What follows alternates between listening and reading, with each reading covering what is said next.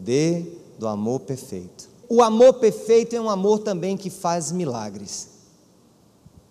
O amor perfeito é ético, o amor perfeito é inclusivo, o amor perfeito é sacrificial, o amor perfeito, vimos tudo isso. Ele é também inclusivo, produz plenitude. O amor perfeito é exclusivista, é provedor, é libertador, vimos tudo isso. Mas hoje nós vamos nos concentrar a uma polêmica, e essa polêmica pode ser a polêmica que existe nesse auditório. Somos um auditório misto, pessoas que nos visitam, pessoas que talvez não creiam da mesma maneira que nós cremos, pessoas que estão nos assistindo também que talvez não creiam da mesma maneira, mas nós estamos aqui diante de um fato. Depois que Jesus traz toda a temática, há ali uma divisão de ideias a respeito de quem era aquele homem. Quando ele disse que era o pastor das ovelhas, que levava as ovelhas e que ele era a porta e sem passar por ele não chegaríamos ao aprisco de Deus, os judeus que estavam ali, os líderes se dividiram e chegaram na seguinte polêmica. Verso 19. Diante dessas palavras, os judeus ficaram outra vez divididos. Muitos deles diziam: ele está o que, gente? Endemoniado, e enlouqueceu. Por que ouvi-lo? Chamaram Jesus de endemoniado, imagina, e de louco. Mas outros diziam: essas palavras não são de um endemoniado. Pode um demônio abrir os olhos dos cegos? Pode o demônio abrir os olhos dos cegos? E aí nessa pergunta vem a nossa reflexão. Afinal, Jesus, endemoniado, louco ou Deus? O que fazia daquele homem alguém que de maneira alguma as pessoas ficavam passivas diante dele?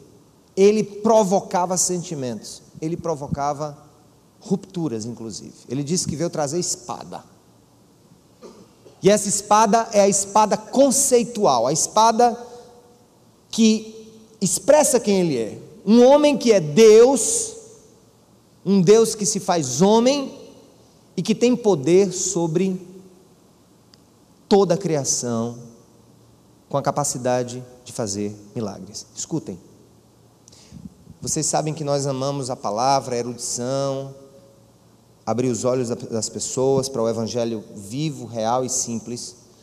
Mas eu vou dizer uma coisa, eu tenho pedido uma coisa ao Senhor: Senhor, não deixa que o meu conhecimento, não deixa que as minhas experiências me façam calar o coração para a realidade de que Tu és um Deus que ainda hoje realiza grandes milagres, e que Tu és capaz de fazer coisas incríveis, de mover corações, de mover vidas, de quebrar a lógica dos processos e simplesmente, sem pedir autorização, mudar o curso da história. Nesse sentido, Jesus está ali na berlinda, e Ele está exatamente na berlinda, porque dois fatos aconteceram antes. Um fato milagroso, que foi a cura de um cego no capítulo 9, e um fato doutrinário, em que Ele se autoproclama Deus, autoproclama o pastor do mundo, e se autoproclama como alguém que é o único caminho que nos leva ao reino de Deus, ao Senhor. E aqui Ele está ali no meio daquelas pessoas, e esse fato vem à tona. Pode esse homem ter curado um cego sendo tudo isso que vocês fizeram? E aí, gente, eu quero entrar um pouco, antes de falar de milagres, eu quero falar na plausibilidade de um milagre. Um milagre, ele deve ser entendido como algo que precisa, obviamente, ser comprovado para que se diga que é um milagre. É muito fácil proclamar que milagres acontecem à torta e à direita, mas não há comprovações do antes e do depois. Jesus está ali, diante de um fato que Ele mesmo, tendo curado um cego de nascença, aquele jovem é levado para o sinédrio, aliás, é levado ali para a sinagoga, e naquele momento, na sinagoga, começam a perguntar: você era cego? Ele disse: eu era. É mentira, chame seus pais. Chamou os pais. Ele era cego? Era. Agora ele está vendo. Chama mais gente aí. Ele era cego? Era. E agora está vendo. Escuta, Eu quero falar sobre plausibilidade de evidências. Quando se fala em milagre, às vezes a comunidade científica, de cunho mais ateísta, ou até mesmo agnóstico, há uma diferença entre o ateu e o agnóstico. O ateu não acredita em Deus. O agnóstico não diz que acredita, mas acha que não tem como achar Deus, porque, afinal de contas, o agnóstico ele é mais ou menos um deísta. O que é um deísta? Um deísta com D é aquele que acha que Deus ligou o controle remoto da criação e se afastou dela, e deixou a gente cuidar de tudo, ou seja, Deus não se envolveria com a criação. Eu quero lhes dizer uma coisa: uma das coisas que hoje nós temos como processo de encontro da verdade não é só a ciência, nem só a filosofia. A própria prova, a própria evidência, ela nos leva a chegar a conclusões, evidências jurídicas de algum fato. Por exemplo, se alguém mata alguém e houve ali uma testemunha ocular daquele crime, é muito provável que aquele cara não escape de ser preso. Assim como os álibis. O que são álibis? São pessoas que estão com alguém que foi acusado de um crime em um momento específico e não estavam no lugar do crime, e ele vai dizer: não, eu não posso ter sido a pessoa que matou naquela hora, porque eu estava com outra pessoa em outro lugar. Isso é um álibi. Nós temos também documentos, evidências. Nós estamos falando aqui, em primeiro lugar, de provas documentais sobre a existência de Cristo, sobre o seu poder e sobre as realizações miraculosas dele, inclusive a sua própria ressurreição. Em qualquer tribunal do mundo, 2 testemunhas oculares ou 3 testemunhas oculares dariam a grande possibilidade de um veredicto a respeito da culpabilidade de alguém, a respeito de alguma coisa, ou até mesmo da sua inocência. E a Bíblia fala de centenas de pessoas que testemunharam aquilo e relataram aquilo e guardaram os seus relatos. E aí você diz: não, mas a Bíblia é um livro falsificado. Quando ela fala de milagres, aquilo ali era uma maneira antinatural de se perceber as realidades, porque não se tinha conhecimento da ciência. Gente, morto é morto, morto fedendo é morto fedendo, com 3 dias. Aquele povo sabia o que significava alguém estar morto há 3 dias. E eles relataram que Lázaro veio à vida de novo. Cego de nascença é cego de nascença. E ele foi recuperado. E as pessoas dizem: não, é um livro corrompido porque é muito antigo. Pegaram as cópias antigas da Bíblia e corromperam, acrescentaram coisas. Deixa eu dizer uma coisa para você. Você que pensa assim, não seja tonto. Ninguém duvida dos escritos de Platão. Nenhum filósofo duvida dos escritos de Platão.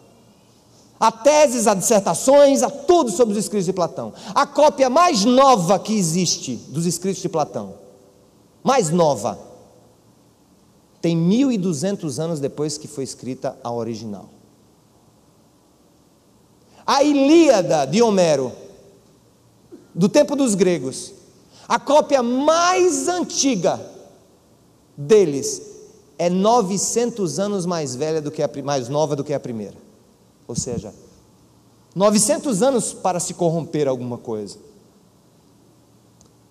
Os escritos bíblicos, há cópias. Os originais não se encontraram. Foram destruídos, mas foram copiados por homens de Deus. Os mais antigos são apenas 100 anos depois dos primeiros que foram escritos. Imaginem. Quando encontraram os manuscritos no Mar Morto, em Qumran, os exemplares do Velho Testamento que existia para o povo, eram datados de cerca de 900 anos mais novos do que os que acharam em Qumran. Quando acharam em Qumran, toda a comunidade disse: agora nós vamos tirar as dúvidas, aplica carbono 14, esse aqui é 900 anos mais velho do que o que está circulando, vamos ver se há divergências. E viram que havia integridade dos 2 textos com a idade de 900 anos uns dos outros. Portanto, eu quero lhes dizer, antes de mais nada, eu estou falando de milagres, porque essa palavra é confiável mais do que qualquer outro documento que foi escrito na antiguidade. Ela é confiável. Então, amados, o poder de um amor perfeito que realiza milagres, é sobre isso que nós vamos falar.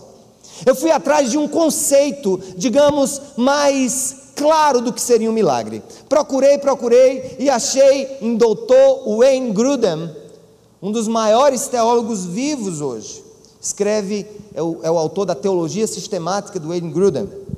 Inclusive esse cara, ele esteve no Brasil uma vez, e ele só esteve em 2 lugares nessa viagem, no Mackenzie, em São Paulo, e na Cidade Viva, porque ele ficou admirado como nós aqui adquirimos as teologias sistemáticas dele, e ele amou tanto a nossa comunidade, nossa cidade, nossa igreja, que eu recebi desse homem, imagina, 2 presentes, uma Bíblia comentada dele, e um livro sobre política e evangelho.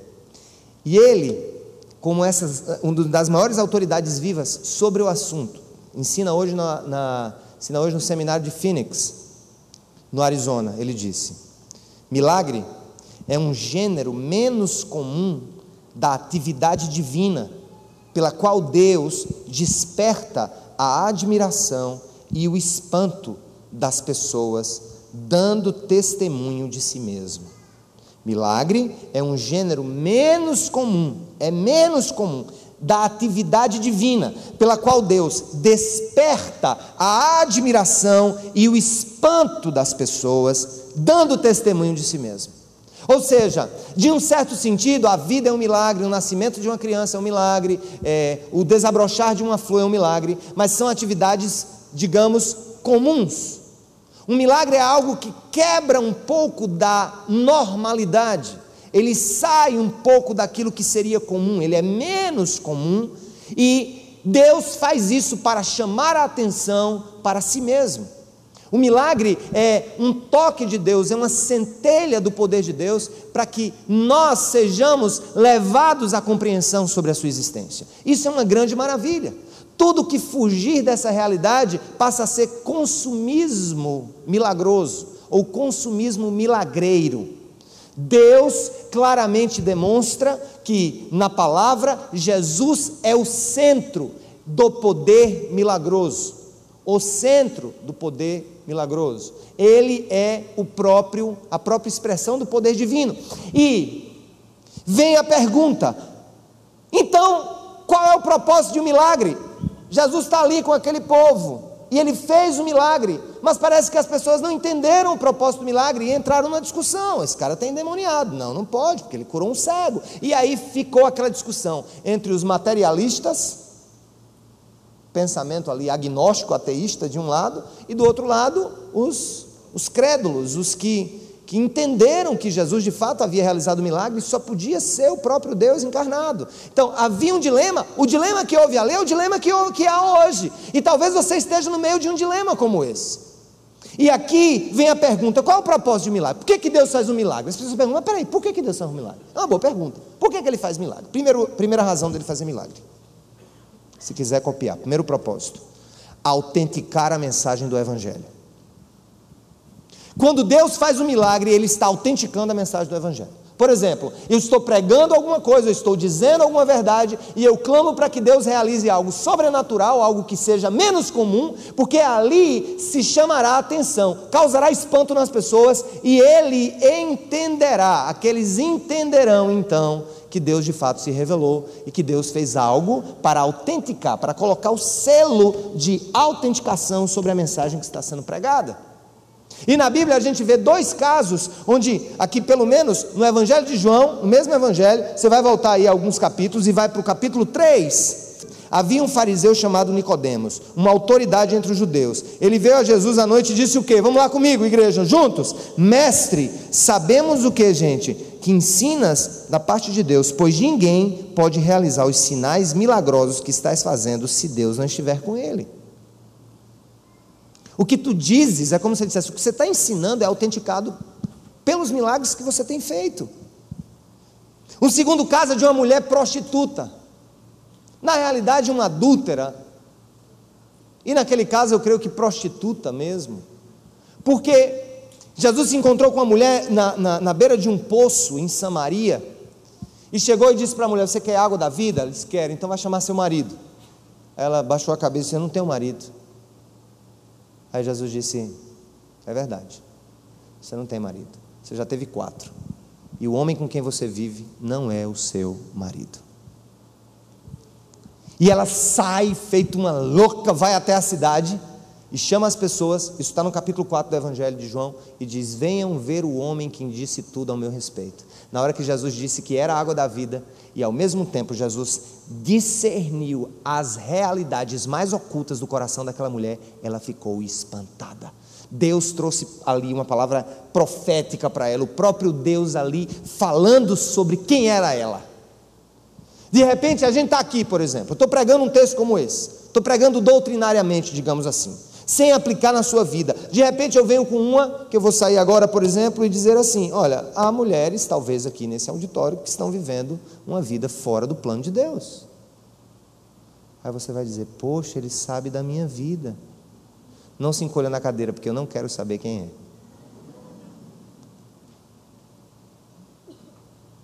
E aí você diz: poxa,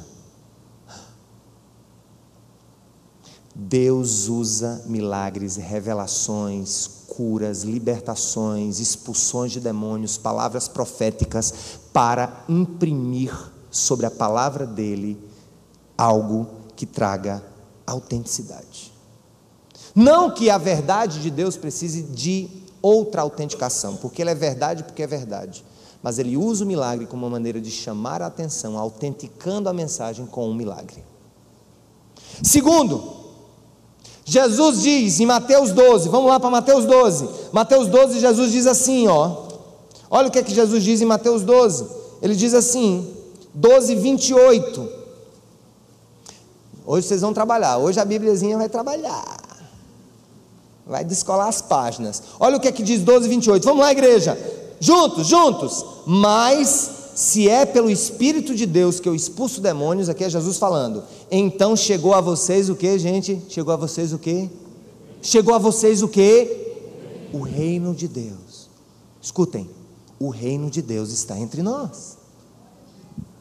Mas me explique, como é que o reino de Deus pode estar entre nós, se acontecem coisas como Santa Maria, aquela desgraça lá, se acontecem outros problemas, se acontecem mortes e enfermidades e corrupção, como pode estar aqui o reino de Deus? Escuta, a Bíblia diz que esse mundo jaz no maligno. Jesus disse em João 10:10, o inimigo veio fazer o que, gente? Matar, roubar e destruir, mas eu vim para que tenham vida e vida em abundância. Não foi isso que ele disse? Então, o que é que ele está chamando a atenção aqui no texto? O próprio Jesus, em outra passagem, ele está dizendo o seguinte: o mundo jaz no maligno, mas eu implantei com a minha vinda os novos valores, as novas sementes do reino de Deus, que já começa a aparecer entre vocês. Me diga uma coisa, o que dizer, por exemplo, de uma atitude como a nossa, há poucos minutos, que alguém passaria aqui, se chegasse no meio do negócio sem entender nada, dizer um bando de doido, levantando a mão, dizendo que Deus é poderoso, e Deus começa a quebrantar o coração da gente, todo mundo aqui é esclarecido, todo mundo aqui sabe o que está fazendo, ninguém veio aqui forçado, a não ser esse cara que tomou uma cachaça hoje, a mulher disse, ou você vai para a igreja ou eu me separo de você. E eu estou dizendo aqui a título de exemplo, pode ser que exista um caso como esse também no meio de nós, mas o que eu estou querendo dizer para vocês é o seguinte: o que nós vivemos aqui e que fomos levados a adorar, isso é um sinal de que o reino de Deus está sim já no meio de nós, envolvendo a igreja a experimentar coisas que lá fora as pessoas não vão experimentar. Pode ter bloco de virgem, bloco da depravada, bloco do que for, da muriçoca, do rato, da galinha, pode ter carnaval de rua, o escambau, globeleza, o que for, nada se compara à experiência maravilhosa de se estar louvando ao Senhor em alegria, sentindo o fluir dele no meio da igreja. Isso é um sinal do reino no meio de nós, aleluia! É um sinal do reino no meio de nós.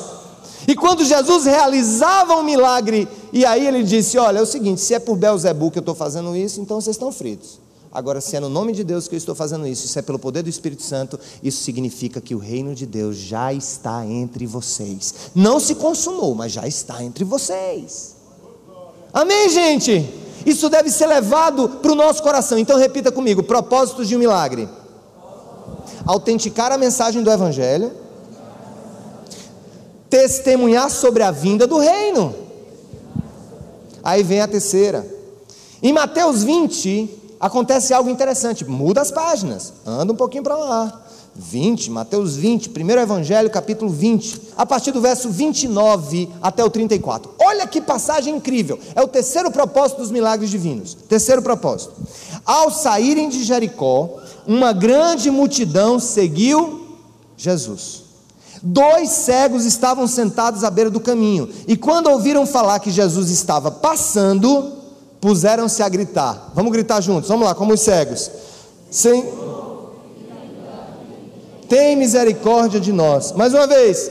Senhor, Filho de Davi, tem misericórdia de nós. Só que foi o que aconteceu, gente? A multidão os repreendeu para que ficassem o que, gente? Quietos. Calados. Não clamem por Jesus. Não acreditem em milagres. Isso é tolice. Já está estabelecido. Calem-se. Calem-se. Já está determinado. Charles Darwin já descobriu que está tudo dominado. Somos nada mais que meramente um conjunto de coincidências cósmicas. E estamos aqui. Lembrem-se, você era um ser monocelular e agora você é o que é. Mas tudo o que vai acontecer é fatalismo, é acaso. Não há providência, não há uma mão gestora, não há uma mente inteligente, não há um projetista que criou tudo isso, idealizou toda essa lógica criacional. Calem-se, cegos, deixem esse homem passar, calem-se. E o que muita gente está nos dias de hoje ouvindo essas vozes, não seja tolo, não seja troncho, não seja antiquado, pare de acreditar nessas coisas, pare de acreditar no poder de Deus. Que história é essa de consagração? Que história é essa de santidade? Que história é essa de manter-se casto e puro? Que história é essa de ter uma só mulher? Que história é essa de ser honesto nos negócios? Cale-se, tudo é fatal, tudo é fatalismo, tudo é fruto de uma sucessão casuística de fatos. Cale-se, cale-se. Mas aquele cego era cego de Deus. Olha o que a Bíblia diz. Quando mandaram ele se calar, o que foi que eles fizeram? A multidão os repreendeu para que ficassem quietos. Mas eles fizeram o que, gente? Mas eles gritavam ainda mais. Vamos lá, vamos encenar. Senhor, Filho de Davi, tem misericórdia de nós. Mais alto, igreja. Senhor, Filho de Davi, tem misericórdia de nós. E aí o mundo chega e diz: está tudo acabado, você tem 10 dias de vida. E o que é que você faz como servo de Deus? Senhor, Filho de Davi, tem misericórdia de mim. O seu casamento não tem mais jeito. Vocês já tentaram tudo, já foram para terapia, já levaram todo mundo, os filhos, levaram até os gatos e cachorros para produzir uma ambiência social dentro de casa, e tentaram ver na dinâmica das relações cachorrais e gatais uma maneira de vocês resgatarem esse casamento. E você ouve todos esses prognósticos e aproveita para completar. Você assiste uma novela e vê algo aí acontecendo, aí você clama no meio do bagaço e você diz o quê? Senhor, Filho de Davi, tem misericórdia de mim. Mas não, eu não tenho mais jeito, meu marido é assim mesmo, e ele é assim mesmo, e ele me trai, ele acaba comigo. E você olha, e do meio do bagaço, no meio do caos, você faz como cego e diz o que juntos? Senhor, Filho de Davi, tem misericórdia de mim. Seu filho é um drogado, vai ficar na sarjeta, ele não tem mais jeito, desista dele, não insista com ele, deixe que o mundo trague, deixe que o diabo destrua, porque ele foi feito para a perdição. E você de joelhos grita ao Senhor: Senhor, Filho de Davi, tem misericórdia de nós. E aí, gente, a vida do cristão autêntico é essa, é o mundo mandando você se calar e você clamando ao Senhor dos senhores e Rei dos reis, porque milagre acontece quando a gente coloca fé naquele que pode realizar. Mas eu ainda não disse qual é a terceira razão. Falei de duas. Primeiro propósito: autenticar a mensagem do Evangelho. Segundo, testemunhar sobre a vinda do reino. Mas o terceiro mesmo você só vai entender aqui, quando Jesus olha para eles, no versículo 33, e diz: Jesus parando, chamou-os e perguntou-lhes: o que vocês querem que eu lhes faça? Ai meu Deus, que pergunta doce.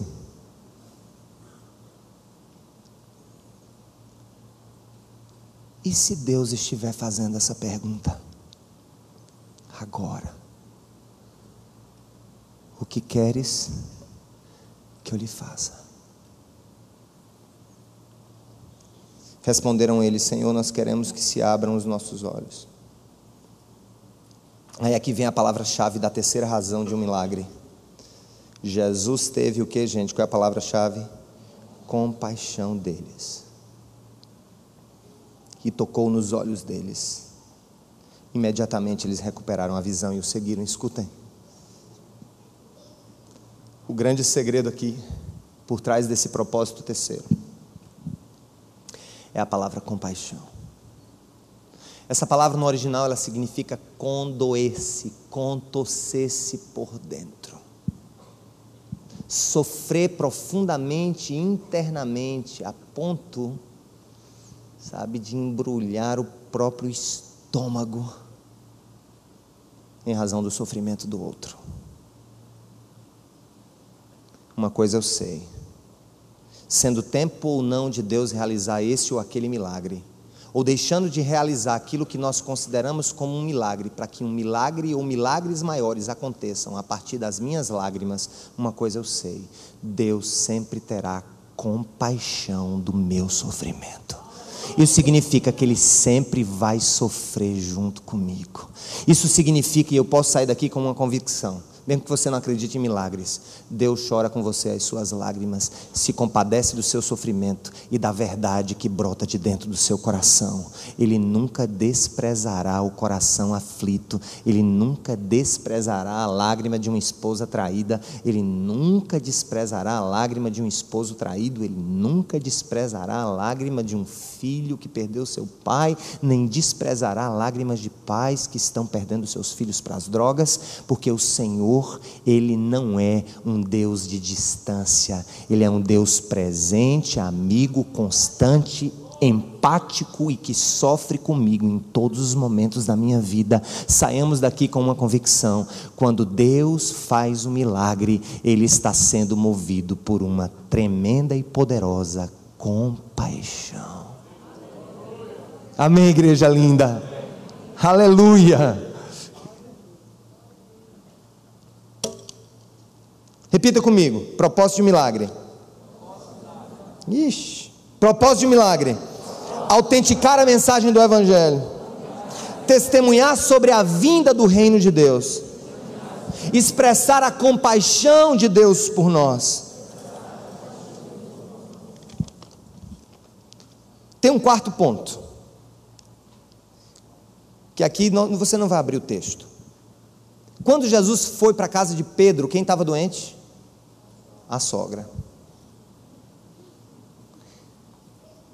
E é interessante, Deus tem tanta compaixão que Ele cura até sogra. A sua sogra vai ser curada em nome de Jesus. Ore pela bichinha. E estava lá a sogra. Isso não é de Deus, eu acho. Isso não é de Deus. Você vai ser sogra, né? Agora, eu não vou ser nunca sogra. Não é bom, mas minha esposa vai. Mas eu amo a minha sogra. Não sei se você ama a sua, eu amo a minha. Mas uma coisa aconteceu. É verdade. Pergunta a ela. Na hora que a sogra de Pedro é curada, tem um ato que ela realiza ali que você talvez nem se ligue. O que é que acontece quando ela é curada? Assim que ela é curada, ela passa a servir o Senhor. E eu fico pensando que muitos servos e servas de Deus estão, às vezes, tolhidos nas suas capacidades ministeriais. Eu estava tolhido nas minhas capacidades ministeriais exatamente 1 ano atrás. Vocês se lembram que eu fiquei 40 dias longe da igreja?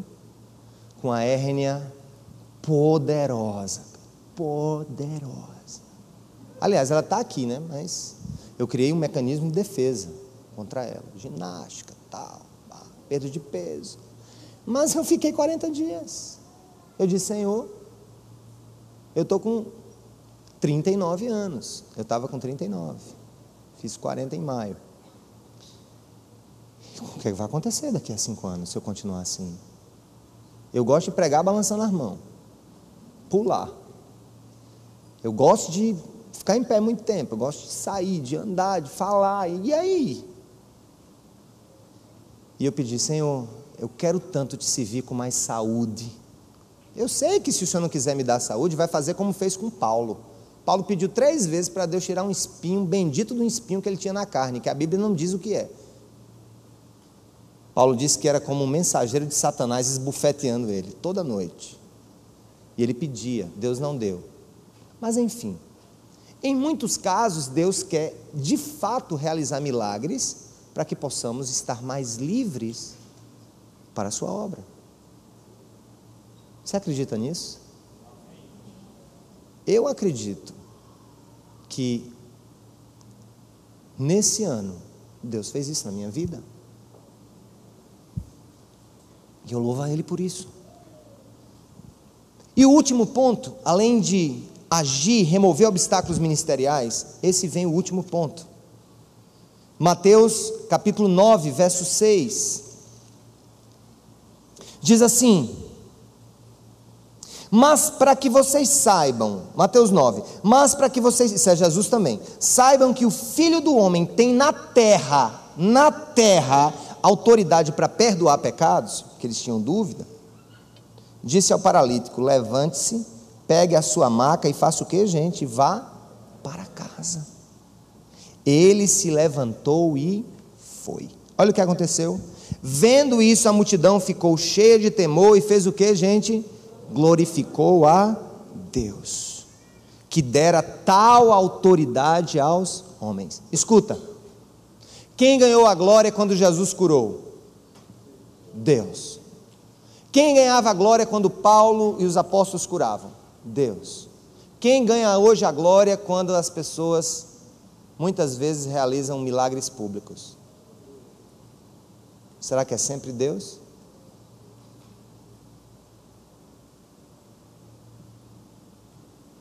O homem tem mania de chamar para si a glória daquilo que é de Deus.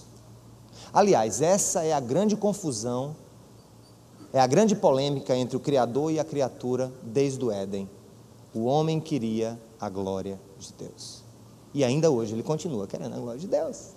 Eu corro o risco de pregar aqui e vocês... Senhor, aconteceu tantos milagres. Eu corro o risco de achar que fui eu. E eu fico pensando, um dos grandes obstáculos às vezes do agir de Deus na vida de homens e mulheres é porque eles ainda não gerenciam muito bem o complexo de Lúcifer que eles têm dentro de si. Às vezes os maiores, obstáculos para que sejamos usados por Deus é o orgulho próprio, é a autoexaltação, é a ideia de que nós não cabemos em nós mesmos. E ali Jesus traz um fato típico, as pessoas começaram a dar glórias a Deus. Escuta, gente, mais uma vez eu repito, confirmo e não nego em nenhum concílio de qualquer que seja a igreja ou denominação. Eu acredito na contemporaneidade de todos os dons poderosos do Espírito Santo hoje, acontecendo agora, de línguas a profecia, de palavra de discernimento a palavra de sabedoria, o que for, milagres, todos, acredito em todos, mas o meu maior temor é que aqueles que Deus usa para realizar, tomem para si a sua glória, e Deus sirva apenas como um adereço de carnaval a compor a fantasia egoísta dos que realizam em nome dEle, o que realizam em nome dEle. E aí eu fico pensando, não sei se vocês perceberam, eu prefiro muitas vezes dividir com toda a igreja a oração de cura na igreja. Eu prefiro dividir com grupos. Eu prefiro que alguém, como aconteceu aqui em um ciclo que nós fizemos de mensagens, as pessoas foram curadas de tumores instantaneamente. Outras foram realmente tocadas pelo poder do Espírito Santo e tiveram, sabe, assim, intervenções fora do normal, em áreas muito, sabe, sensíveis da vida. Acredito.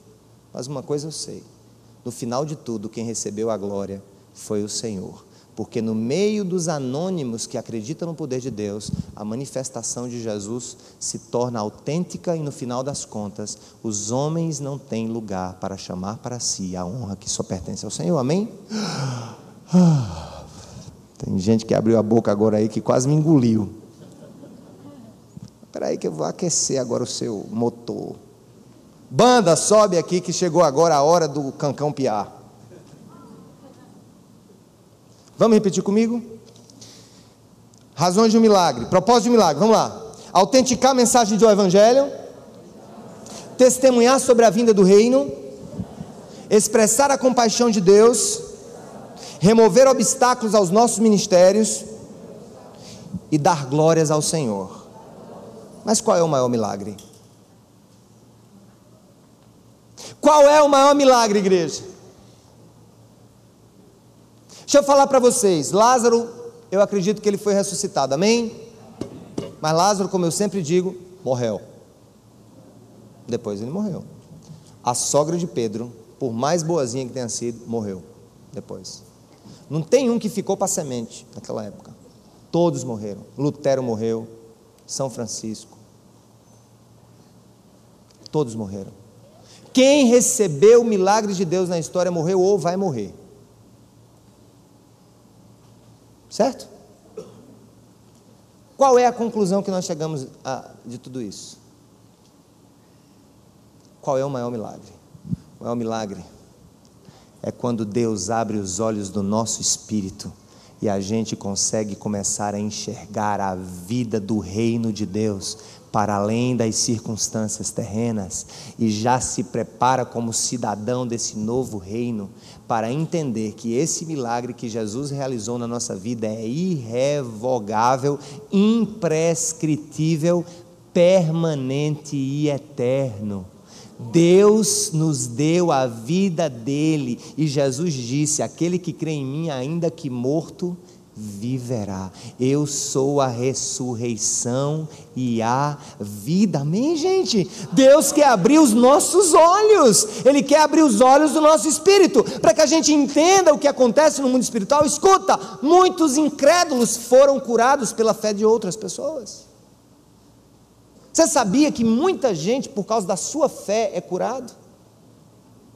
Mesmo sem conhecer a Jesus? Você sabia que Deus é tão bom que cura qualquer pessoa, se Ele quiser, pela intervenção da igreja ou pela sua própria vontade, inclusive aqueles que não acreditam nele? Ninguém manda no Senhor não, meu irmão. Agora uma coisa eu sei, eu quero todos esses enquanto eu estiver aqui.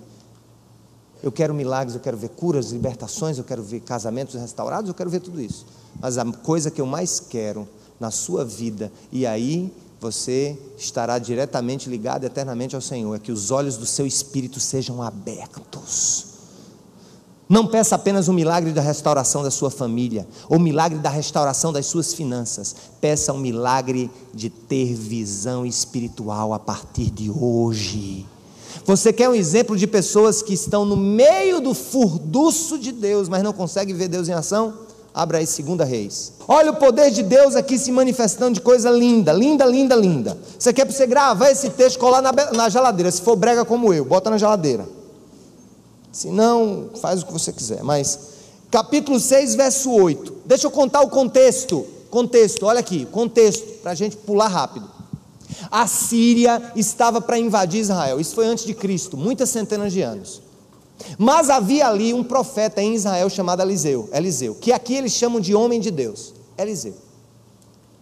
Todas as vezes que o exército da Síria vinha atacar e mudava de acampamento para tentar cercar Israel, Eliseu tinha de Deus a revelação de onde eles estavam indo e contava para o rei de Israel, e o rei de Israel fugia do cerco dos sírios. Coisa bem interessante.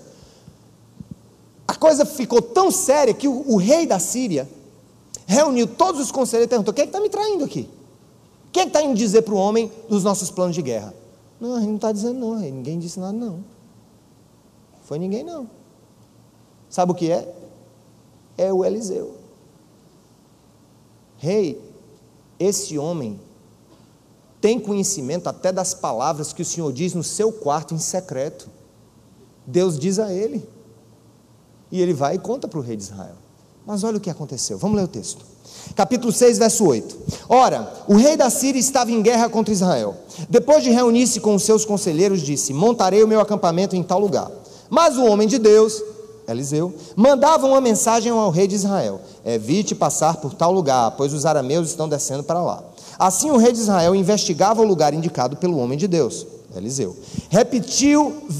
Repetidas vezes Eliseu alertou o rei que tomava as devidas precauções. Isso enfureceu o rei da Síria, que, convocando os seus conselheiros, perguntou-lhes: vocês não me apontarão qual dos nossos está do lado do rei de Israel? Respondeu um dos conselheiros: nenhum de nós, majestade. É Eliseu, o profeta que está em Israel, que revela ao rei de Israel até as palavras que tu falas em teu quarto. Ordenou o rei: descubram onde ele está, para que eu mande capturá-lo. Quando lhes informaram que o profeta estava em Dotã, ele enviou para lá uma grande tropa com cavalos e carros de guerra. Eles chegaram de noite e cercaram a cidade. O servo do homem de Deus, escuta aqui, Eliseu tinha um servo que trabalhava com ele, presta atenção. O servo de Eliseu, do homem de Deus, levantou-se bem cedo pela manhã e, quando saía, viu que uma tropa com cavalos e carros de guerra havia cercado a cidade. Então ele exclamou: olha o que é que o homem natural faz. Ah, meu senhor, o que faremos?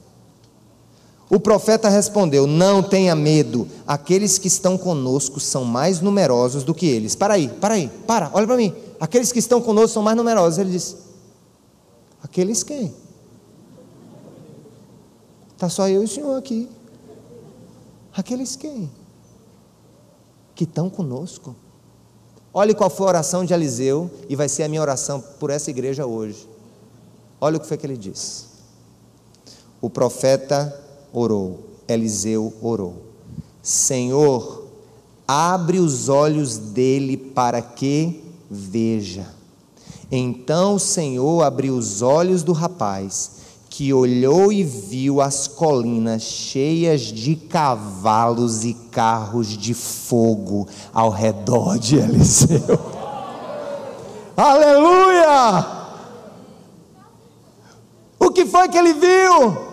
Ele viu o reino espiritual.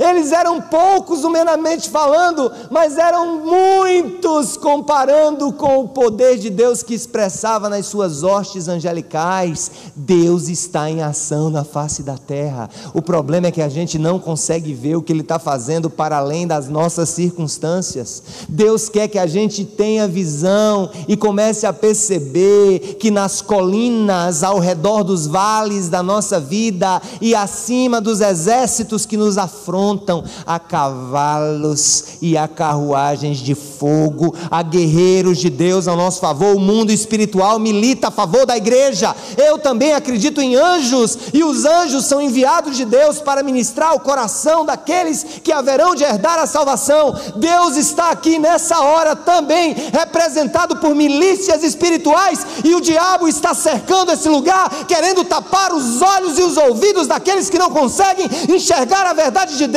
E nesse momento se trava uma batalha nesse lugar e através da internet, e o Senhor está se sagrando vencedor, porque os anjos do Senhor, que nós não conseguimos enxergar, estão quebrando muralhas, quebrando correntes e lançando fora tudo aquilo que vai contra o entendimento da verdade de Jesus, e levando cativas a Cristo todas as pessoas que estão sendo nessa noite tocadas pelo poder do Espírito Santo. A minha oração por você é: veja o que Deus está fazendo para além das suas circunstâncias. Os exércitos que te cercam podem ser grandes, podem ser poderosos, mas o exército de Deus a favor da sua igreja é muito maior e muito mais poderoso. Aleluia! Poderoso! Glórias ao Senhor por isso. Maior como, Eliseu? Senhor, abre os olhos desse menino. Você vai me ouvir falando 1000 vezes. Você vai ler livros. Você vai ler a Bíblia. Mas enquanto os seus olhos espirituais não forem abertos, você só vai enxergar o óbvio. E Deus não nos chamou apenas para enxergar o óbvio. Deus nos chamou para ver o sobrenatural, que nos conduz em triunfo dia a dia. Aleluia.